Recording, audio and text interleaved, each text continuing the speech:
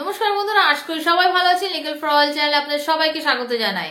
বন্ধুরা, গত দু একদিন ধরে কিন্তু টিভিতে এবং সব জায়গাতে আপনারা একটা জিনিস অবশ্যই খেয়াল করেছেন যে যে নতুন আইন এসছিল, অর্থাৎ যে ক্রিমিনাল ল গুলো, তিনটে ক্রিমিনাল ল, যে সেই ক্রিমিনাল ল অর্থাৎ আইপিসি, সিআরপিসি, এভিডেন্স, এই তিনটে লকে কিন্তু নতুন রূপে আনা হয়েছিল এবং এখন কিন্তু এই যে বিল আনা হয়েছে সেই বিলের কিন্তু সংশোধন হয়েছে এবং সংশোধন হওয়ার পরে নতুন যে বিল এসছে সেই বিলের কিন্তু 498 এর যে একটা সমস্যা ছিল, অর্থাৎ ক্রুয়েলটি নিয়ে, ক্রুয়েলটিটা কি সেই ক্রুয়েলটিটাকে ডিফাইন করেছে কিন্তু এই নতুন বিল সুন্দরভাবে ডিফাইন করেছে এবং এই ডেফিনেশনের জন্যে এখন কিন্তু 498 এর যে কেসগুলো সেগুলো অনেক বেশি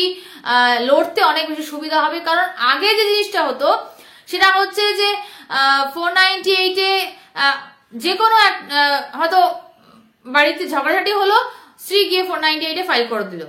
তো 498 এ ফাইল করতে গেলে কোন লেভেলটা আপনাকে টাচ করতে হবে কিংবা কি ধরনের ক্রুয়েলটি হতে হবে সেটাই কিন্তু ডিফাইন করেছে এই নতুন ল এবং এর ফলে কিন্তু 498 এর একটি বড় মোড় কিন্তু ঘুরে যাবে। 498 এর যে মামলাগুলো রয়েছে সেই মামলাগুলোর ক্ষেত্রে কিন্তু একটি বড় মোড় ঘুরে যাবে।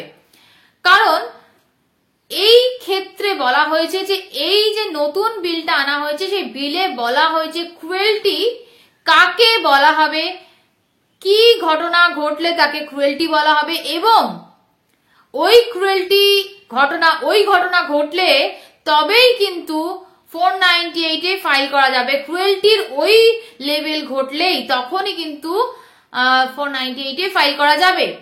তো আসুন দেখে নি যে সেই বিলটাতে কি বলা হয়েছে এবং কি বলা হয়েছে, কি ডিফাইন করা হয়েছে 498 এ, কিংবা ক্রুয়েলটিকে কিভাবে ডিফাইন করা হয়েছে। আসুন দেখে নি।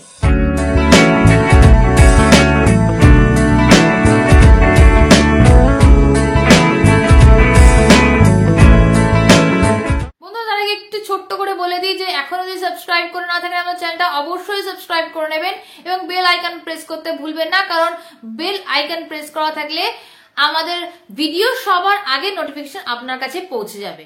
যে কথা বলছিলাম যে বিএনএস এই বিলে কিন্তু সেকশন 86 এ কিন্তু ক্রুয়েলটিটাকে ডিফাইন করা হয়েছে।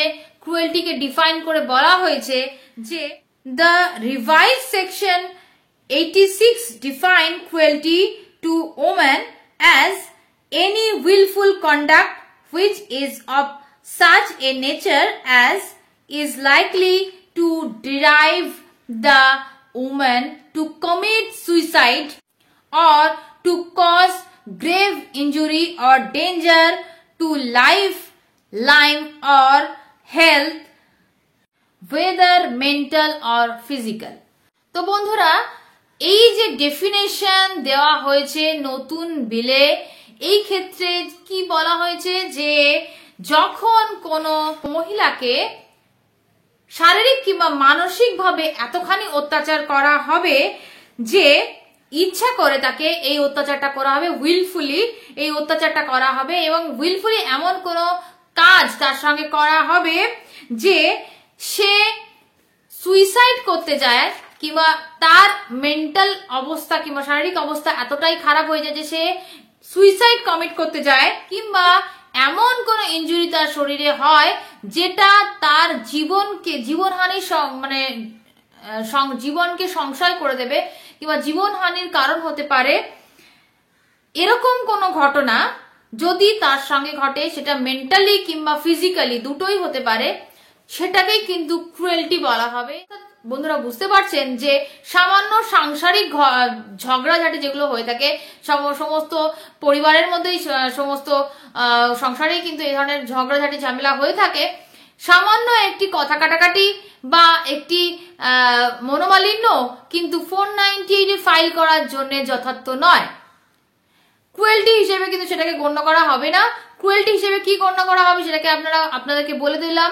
আপনারা দেখতেও পাচ্ছেন যে কি ক্রুয়েলটি হিসেবে গণ্য করা হবে এবং এই ঘটনা ঘটলে তবেই কিন্তু 498-এ ফাইল করা যাবে এরপর থেকে, এছাড়া কিন্তু ফাইল করা যাবে না। তো এই যে নতুন বিলে ক্রুয়েলটিকে একটি ডেফিনেশন দেওয়া হলো, এর ফলে কিন্তু 498-এ কেসের ক্ষেত্রে কিন্তু একটা স্বচ্ছতার জায়গা আসবে, অর্থাৎ যে মিথ্যে কেসগুলো ঘটছে সেইগুলো কিন্তু ঘটবে না। সত্যি যদি ক্রুয়েলটি এতখানি ঘটে তাহলেই কিন্তু 498-এ ফাইল করা যাবে। তাছাড়া কিন্তু যদি এরকম ক্রুয়েলটি না হয়, ক্রুয়েলটির ডেফিনেশন অনুযায়ী কিন্তু 498-এ ফাইল হবে। যদি এই ডেফিনেশনকে ফুলফিল না করতে পারে তাহলে কিন্তু এখন থেকে আর 498-এ ফাইল হবে না।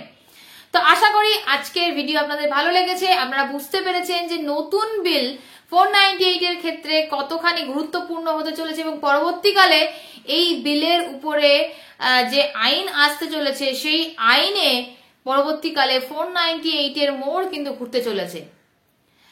আশা করি আজকে ভিডিও আপনাদের ভালো লাগলো। যদি ভালো লেগে থাকে তাহলে নিশ্চয়ই লাইক, কমেন্ট, শেয়ার করবেন।